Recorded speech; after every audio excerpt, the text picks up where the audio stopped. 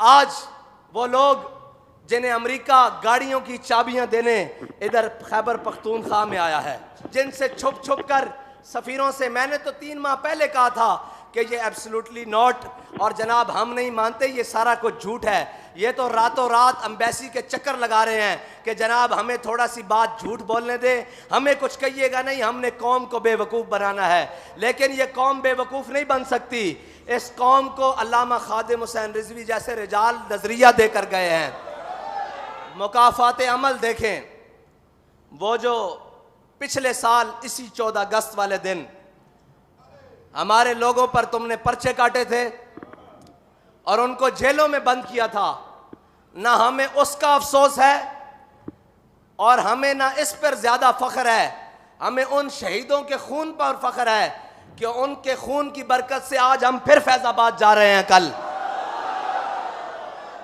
और इंशाअल्लाह वहां जाकर बताएंगे कि हम वो नहीं जो कुर्बानियां देने से पीछे हट गए, और हम वो भी नहीं जो घरों में जाकर कुर्बानियां देने के बाद सो गए।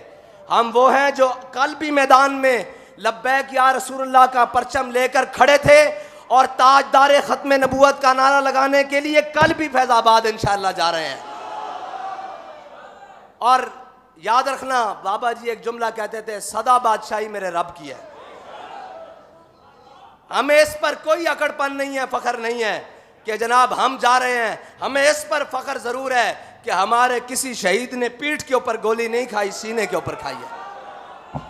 हाँ, उन शहीदों के खून की बरकत से और जनाब अपने कायद मिल्लत इस्लामिया फनाफी खातमिन नबीयीन के उस जज्बा इश्क रसूल की बरकत से, जिसने हमारे एक छोटे से कारकुन को भी अपने नजरिए और अपने मिशन से एक कदम पीछे नहीं हटने दिया, बल्कि ये सोचने भी नहीं दिया, ये ख्याल भी नहीं करने दिया, हर जुल्म का मुकाबला करने की तौफीक दी।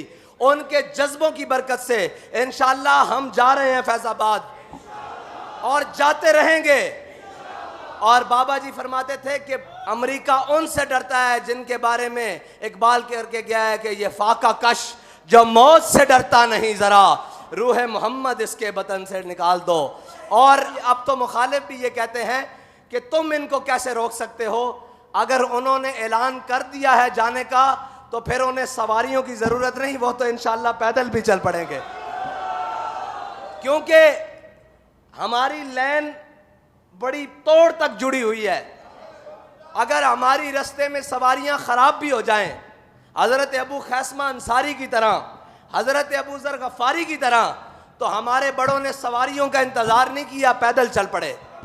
हाँ, हमारी लाइन जुड़ी हुई है और हमारा नजरिया और हमारा हाथ उस हाथ में है जो हजरत जनाब अबू जर गफारी तक जाता है और फिर वहां से होता अपने आका और मौला सल्लल्लाहु अलैहि वसल्लम तक जाता है।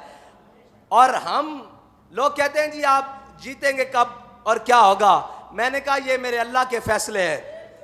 वो हर चीज घुमा घुमा कर एक एक को लाकर मैदान में कि ये भी हुजूर के दीन का गद्दार, इसने भी रसूलुल्लाह की नामूस के साथ गद्दारी की, इसने खत्म नबुव्वत के साथ गद्दारी की, इसने खत्म नबुव्वत के परवानों के ऊपर गोलियां चलाई, इसने जनाब खत्म नबुव्वत के परवाने के ऊपर शैल चलाए, इसने खत्म नबुव्वत के परवानों के ऊपर जनाब बख्तर बंद गाड़ियां चढ़ाई। आज अकेले अकेले करके नंगे हो रहे हैं या नहीं?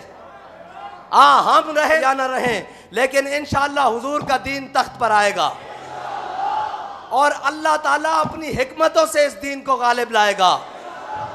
अगर हम इखलास के साथ चलते रहे तो अल्लाह ताला इस काम के लिए हमें मुंतखब करेगा। अगर हमारे दिल में कोई दूसरी बात आ गई तो फिर अल्लाह ताला फरमाता है कि अगर तुम फिर गए तो हम कोई और कौम ले आएंगे और तुम्हारी जगह कोई और लोगों को ले आएंगे।